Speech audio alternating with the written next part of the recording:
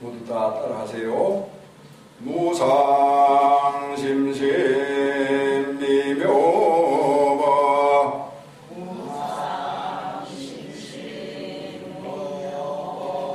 백천만금 안조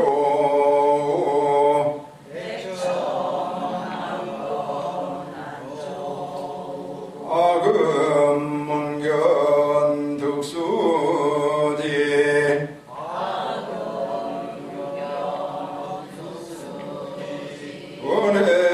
원해열의 진실이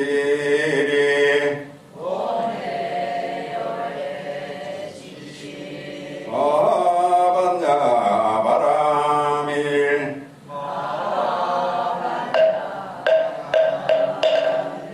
큰 소리로 하면은 복을 받습니다.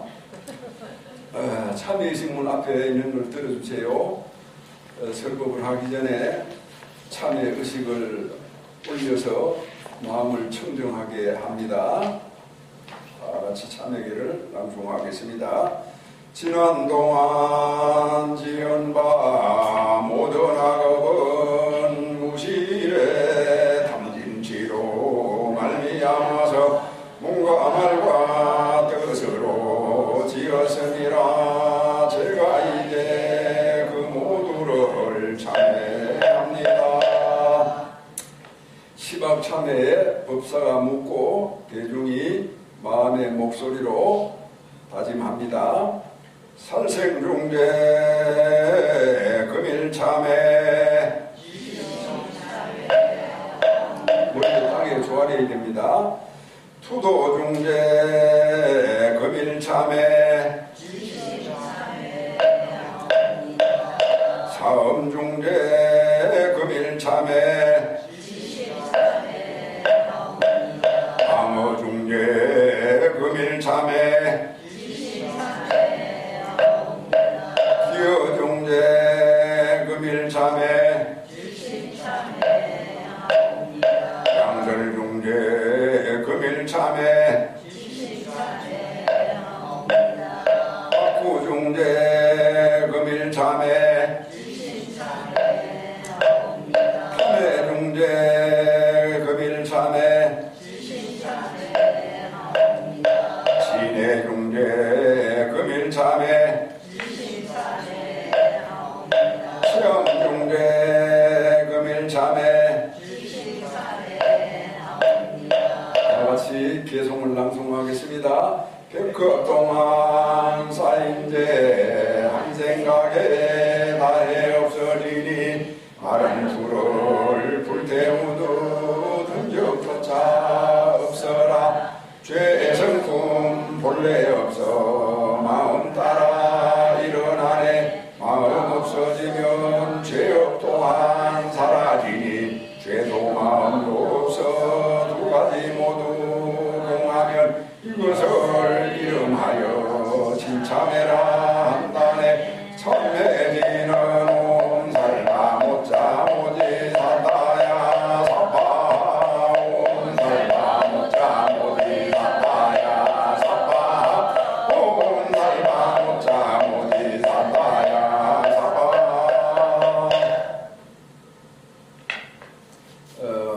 이제 편히 하세요.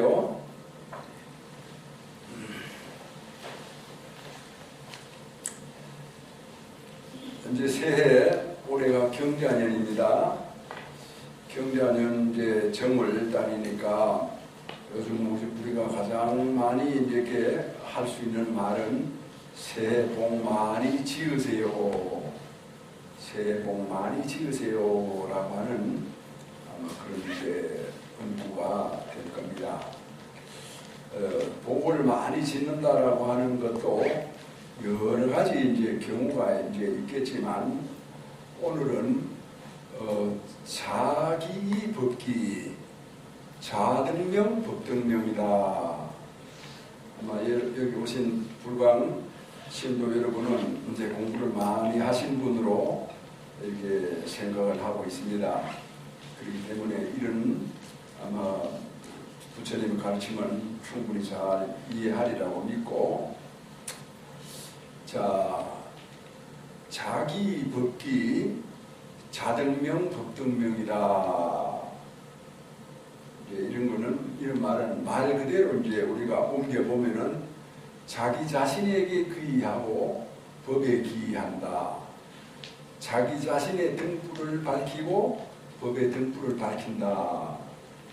이것이 이제 사람의 어떤 머리의 구조상으로는 두 가지 말로 들리지만 뜻으로 보면은 하나의 뜻을 가지고 있어요. 그러니까 내용적으로 똑같은 말이다. 이런 이제 의미예요. 그래서 이제 자기의 귀하고 자기의 등불을 밝혀야 그것이 이제 참으로 복을 짓는 거다.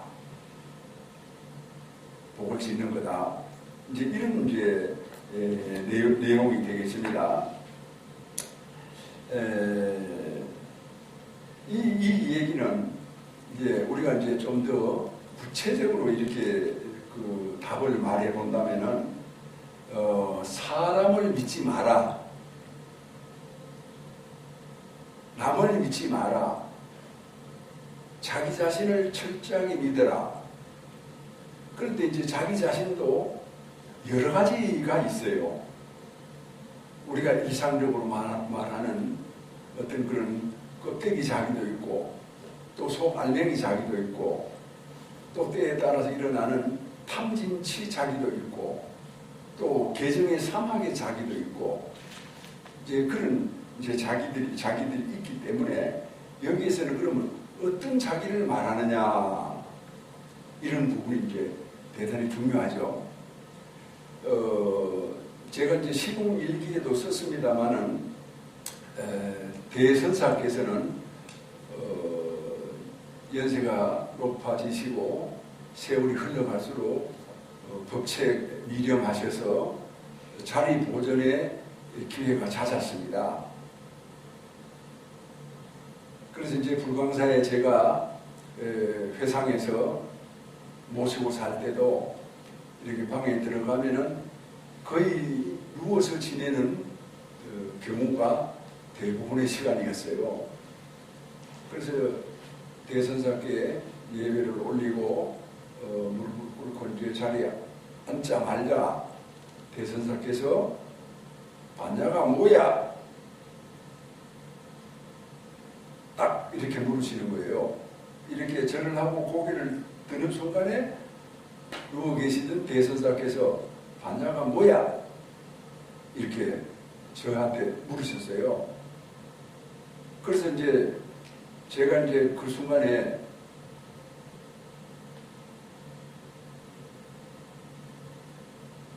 이 세상에 반야 아닌 것이 있습니까?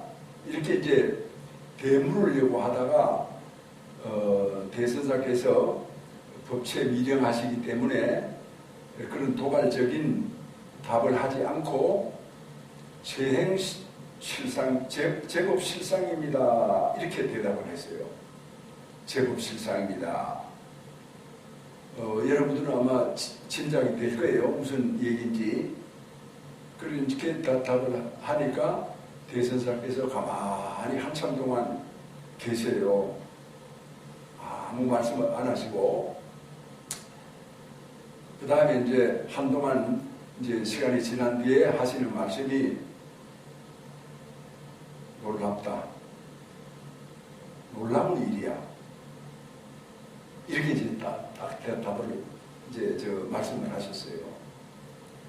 여러분은 이 이제 대선사와 송아무개가 주고받은 대화 속에서 뭘 느낍니까?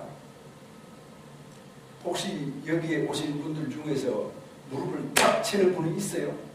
아, 그렇구나. 아니면 두 사람, 그러니까 스승과 제자 사이에 어떤 그런 칼싸움하는 그런 장면이 그려집니까? 한 일보도 촌보도 양보하지 않는다라고 하는 어떤 그런 그 치열한 의식을 거기서 혹시 느낀 적이 있습니까?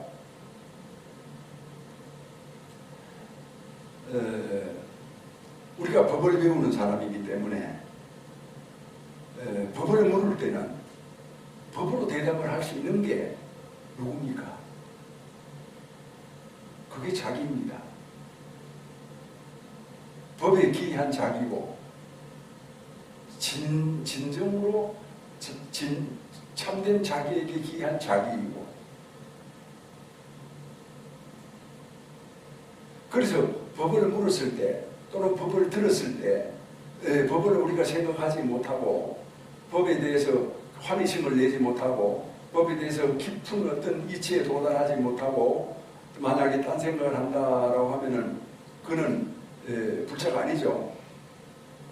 그래서 우리는 법을 배우기 때문에 법을 물으면은, 법을 들으면은 법으로서 생각하고 법으로서 우리가 듣고 자기를 향상할 수가 있어야 된다. 자기를 가다듬을 수가 있어야 된다. 자기를 확립할 수가 있어야 된다. 자기가 무엇이다라고 대답할 수가 있어야 된다. 자기의 면모를 드러낼 수가 있어야 된다. 자기 일상생활을 자기가 책임을 져야 된다. 우리는 은필침 불자이면은 안 돼요. 사람들은 속일 수가 있어도 자기 자신은 못 속여요. 그러니까 부처님도 속일 수가 없죠. 이거는 굉장히 치열한 부분이에요. 제가 스님이라고 가사상상을 입고 남들한테 절을 받고 이렇게 한다고 그게 넘어가실 것 같아요? 넘어갈 일이 있고 넘어가지 못할 일이 있죠. 그러니까 넘어갈 일은 아주 극히 일부분이에요. 그리고 또 일부분이라고 하더라도 몇몇 사람에 지나지 않아요. 금방 다 들통이 나고 알게 되고 그렇게 이제 가려지게 된다. 그래서 우리 이제 불교에는 법의 문중이지 않습니까? 법의 가문. 그렇기 때문에 오로지 통할 수 있는 것이 법밖에 없어요. 법이다. 그래서 우리는 법을 따라서 전해왔고 법을 따라서 살아가고 법을 따라서 미래를 개척해 나간다. 오로지 법이다. 이제 그런 이제 우리는 이제 자기를 거기를 가지고 있다. 그래서 이제 속세에 불법을 모르기 전에는 우리는 이제 사람을 대할 때 친분을 가지고 대해요. 친분. 서로 친하다. 친한 게 뭡니까? 자기한테 잘해주는 거 아니겠어요? 자기한테 잘해주면 친한 거예요. 간단해요. 우리가 이제 그런 법을 배웠을 때는 뭡니까? 상대방이 얼마만큼 이제 법에 충실하냐, 법답냐, 그러니까 여법하냐, 법다운 삶을 살아가고 법을 일상생활에서 쓰면서 활용하면서 살아가는 법의 주인공으로서의 삶이냐. 그래서 이제 제가 이제 불광출판부 담당을 할 때 만든 책이 있는데 그 책 이름이 은혜 속의 주인일세라고 하는 책이 있어요. 그래서 우리 지금 여기 도피한사 신도들의 어떤 신앙 캐치프레이즈라고 할까? 그것은 은혜 속의 주인일세예요. 은혜 속의 주인일세. 은혜 속의 주인일세. 이렇게. 은혜. 무슨 은혜냐? 자, 우리는 이제 친분이라고 하는 것을 이제 믿지 않은 건 아니지만 친분에 다 기대고 의지하지 않는다. 아무리 오래된 사람이라고 하더라도 법 아닌 비법을 행할 때는 그 친분이라고 하는 것이 그게 무슨 소용이 있겠습니까? 아무 소용없는 그런 이제 부분이죠. 그리고 여러분들이 사람을 믿으면 안 되죠. 사람을 믿으면 안 돼요. 사람은 이제 시시각각 이제 그 자기 유리하고 자기 어떤 기분에 따라서 이렇게 달라져 가는 거예요. 그러니까 사람을 믿으면은, 남을 믿으면은 아주 판판이 그냥 손해가 나고 고통에 빠지고 인생살이가 이제 힘이 들고 절에 올 때는 고통을 없애려고 괴로움을 덜려고 이제 절에 왔는데 오히려 괴로움이 더 커져버렸어요. 왜 그렇게 되느냐? 사람을 믿었기 때문이고. 그러니까 이제 스님도 말입니다. 스님도 사람으로 믿으면 안 돼요. 사람으로 믿으면은 스님도 낭패나요. 스님이 이제 머리를 깎고 성복을 입고 이렇게 했을 때는 스님에게 그런 어떤 특별한 그런 모습을 통해 가지고 바른 가르침을 보고 또 바른 생각을 보고 또 바른 말을 보고 바른 행을 봐야 된다. 이런 말이에요. 그래서 그런 어떤 그런 스님이 스님답다라고 하는 어떤 이런 부분에서 그것이 이제 출가 정신이라고 하는데 이 출가 정신이 아주 칼칼하고 날이 서 있고 분명하고 명명백백해야 이제 그 자신이 똑바로 설 수가 있다. 안 그러면 기울어져 버리고 만다. 그래서 그런 거를 이제 일상생활을 통해서 우리가 이제 이렇게 바라보면은 금방금방 이렇게 알 수가 있습니다. 스님들이 어떤 말을 하느냐, 어떤 모습으로서, 어떤 그 면모로서 이제 신도들에게 대하느냐, 이 설법할 때하고는 좀 달라요. 그런데 이제 여러분들이 대선사를 친견한 분도 있고 그렇지 않은 분도 있겠지만 대선사께서는 무엇으로서 면모를 삼으셨느냐? 법을 배우면은 그 법이 대선사 자신의 인격이 됐어요. 그렇기 때문에 법상에서나 법상 아래서나 한결같았다. 똑같았다. 법상에서는 거창하고 또 법상 아래서는 그냥 일반 법부고 그러지 않았다는 겁니다. 법상에서나 법상 아래서나 똑같았다. 이 말은 법을 배우면은 그것을 법을 그대로 썼다. 법이 인격이다. 그러니까 사람의 인격은 법이 되어버린 거예요. 법격이 되어버린 거예요. 그래서 이제 대부분의 사람들은 또는 스님들이라고 하더라도 그런 부분이 이렇게 일치되지 않는 경우가 많이 있어요. 그래가지고 스님들끼리도 거기에 대해서 여러 가지 이제 뭐 얘기를 할 수도 있지만 아마 신도들도 그런 걸 이렇게 그대로 이렇게 느낄 겁니다. 우리가 이제 사람이 이제 사람을 그대로 믿어서는 안 된다라고 하는 것은 자기가 자기도 못 믿잖아요. 번뇌 망상에 휘둘리는 자기를 못 믿거든요. 오늘은 이만했다가 내일은 저만했다가 오늘은 또 뭐 여기 저 동쪽으로 갔다가 내일은 서쪽으로 갔다가 왔다 갔다 해요. 그러니까 자기도 자기를 종잡을 수가 없고 자기를 믿을 수가 없는데 누가 누구를 믿는다 이거예요. 그렇게 정치인도 믿을 수가 없어요. 대통령도 믿을 수가 없어요. 또 믿어서는 안 돼요. 또 판사도 믿어서는 안 돼요. 양승태라고 하는 사람 알죠? 대법원장 했던 사람. 그 대법원장 했던 사람이 판사 중에 판사 아닙니까? 왕 아닙니까? 왕판사. 그런데 그 판사를 누가 감옥에 잡아넣었어요? 판사들이 잡아넣었어요. 그렇게 판사도 믿을 수가 없는 거예요. 국회의원도 마찬가지고. 또 대통령이 대통령을 잡아 족치고 그렇게 하지 않습니까?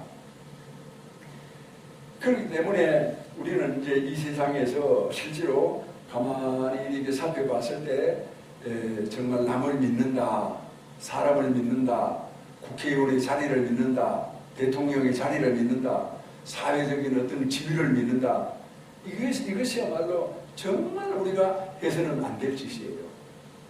아니, 제같이 뭐 가진 것도 없고, 학력도 없고, 뭐 이렇게 높은 지위도 없는 사람이 그런 고한 대장을 믿어야지 누구를 믿습니까? 그렇지 않죠. 그렇게 믿을 것 같으면 절에 올 필요가 없다. 그래서 절에 와서는 뭐를 믿느냐? 자기를 믿어야 된다. 그러면 어떤 자기를 믿느냐?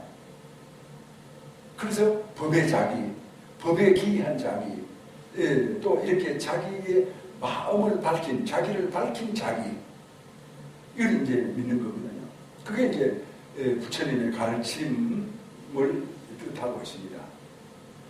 우리가 부처님의 가르침을 우리가 배운다, 또 여기 오셔가지고 설법을 듣고 환희심을 낸다, 그것이 이제 자기예요. 그래서 이제 우리는 여기 절에서 도피한사에서 이 도피한사라고 하는 이름을 이제 대선사께서 지으셨습니다만은, 도피한사에서 이제 제도를 하지 않습니까? 절은, 이 절이라고 하는 것은 설법하는 공간이에요. 부처님께서 45년 동안 신도들 불러 모아가지고 참선시키고 영부시키지 않았어요. 45년 동안 계속 하신 거는 설법만 하셨어요. 동굴에서 하시고, 또 나무 밑에서 하시고, 신도집에 가서 하시고, 왕궁에 가서 하시고, 어디든지 설법을 이제 하셨는데, 이제 그 빈비사라 왕이라고 하는 분이 가만 보니까 부처님께서 너무 고생을 많이 하시니까 절을 하나 지어 주셨어요. 그게 이제 중림정사예요. 지어 드리면서 하는 얘기가, 이제 나무 밑이나 비가 올 때나 이런 때 다른 데 밖에서 하시지 말고 이 집 안에서 설법을 하십시오, 이렇게 이제 청을 하는 겁니다. 그러니까 절은 뭡니까? 설법하는 공간이에요. 그럼 설법을 하면은 여러분이 이제 법에 오시잖아요. 두 가지 큰 힘을 얻게 됩니다. 부처님은 어떤 분이세요? 혹시 여러분 아세요? 부처님은 지혜와 복덕이 부족한 분이에요. 그래서 기불양족조, 이렇게 이제 우리가 삼기를 하죠. 기불양족조, 양족 두 발이다. 두 발을 받들어 올린다, 부처님의. 그게 바로 이제 지혜와 복덕을 말하고 있어요. 그럼 여러분이 이제 이 법회에 오시면 어떻게 됩니까? 지혜와 복덕을 성취하는 겁니다. 복덕이 뭐냐? 여러분, 우리 모두는 부처님 전에 공양을 올렸어요. 이 세상에 성인 중에 성인이시고 하늘 중에 하늘이신 천중천 성중성이신 부처님께 공양을 올렸어요. 그 공양을 올렸다라고 하는 것은 이걸 이제 복덕을 성취한 겁니다. 그 다음에 이제 여러분들은 설법을 듣거든요. 이 설법을 듣는 것으로서 이 지혜를 성취하는 겁니다. 지혜를 닦는다, 이런 것이 아니라 이미 지혜를 얻는 거예요. 그래서 이 두 가지를 이제 성취하기 때문에 이제 불교의 어떤 그런 그 법회는 바로 이런 어떤 그런 뜻을 가지고 있어요. 그래서 이제 뭐 우리 아이가 그 학교 입시 공부를 잘했으면 좋겠다, 아니면 취직이 됐으면 좋겠다, 무엇을 했으면 좋겠다, 이렇게 생각을 하죠. 그러면은 법회 하라는 거죠. 법회에 와라. 법회 와서 공양을 올리고, 법회 와가지고 설법을 듣고. 그래서 이제 마음이 밝아졌어요. 마음이 밝아진 것이 뭡니까? 아들의 마음이 밝아진 거예요. 그래서 이제 우리 이제 이 법회를 통해 가지고 이제 눈에 보이는 중생은 누굽니까? 내죠, 내. 눈에 안 보이는 중생은 누굽니까? 우리 조상님이죠. 불교는 두 가지 대상을 제도하고 인도해요. 눈에 보이는 중생과 눈에 보이지 않는 중생과 우리 조상입니다. 그럼 돌아가신 조상을 어떻게 제도합니까? 우리 여기 절에서 설법을 하고 나중에 이제 끝날 때 조상님을 향해 가지고 무상계를 독경을 할 거예요. 무상계, 조상님을 향해서. 그래서 무상계를 독경을 하고 열심히 글을 읽고, 또 여러분들이 여기 오셔가지고 설법을 들으면서 만약에 이제 환희심이 났다. 환희심이 났어요. 그 환희심이 난 그런 상태에서 조상님을 떠올리면은, 조상님을 생각하면은, 그것이 바로 그 자손의 후손의 환희심이 난 후손의 마음이 즉 조상님이 되는 거예요. 조상님이 여기 오셨을 때는 예를 들어서 무슨 좀 덜 좋은 곳에서 오셨다. 이거 오셨단 말이죠. 그리고 오셨다가 그 자손이 환희심이 났어. 그리고 환희심이 났으면은 나서 그 자손과 이 마음이 둘이 아닌 그런 경지가 됐단 말이죠. 그러면 조상님이 가실 때는 어디로 가세요? 오신 곳으로 가세요? 아니죠. 환희심이 난 만큼의 어떤 그런 세계로 가시게 되는 거예요. 그렇기 때문에 우리가 이제 법회를 한다라고 하는 것은 큰 공덕이 있어요. 그리고 이제 여러분들이 여기 오늘 처음 오셨기 때문에 좀 뭐라고 할까 생경한 그런 느낌 때문에 그렇겠지만도 우리가 경을 읽고 염불을 하고 염송을 하고 또 개송을 하고 이래 할 때는 큰 소리로 해야 돼요. 큰 소리로 해야 복을 받아요. 이 대음절이 쩌렁쩌렁하게 지붕이 들썩들썩하게 이렇게 큰 소리로 해야 돼요. 밥도 안 먹었어요? 복 받고 싶어요? 복 받고 싶으면 큰 소리로 해야죠. 그렇게 해서 큰 소리를 해야 멀리 퍼져나가지 않습니까?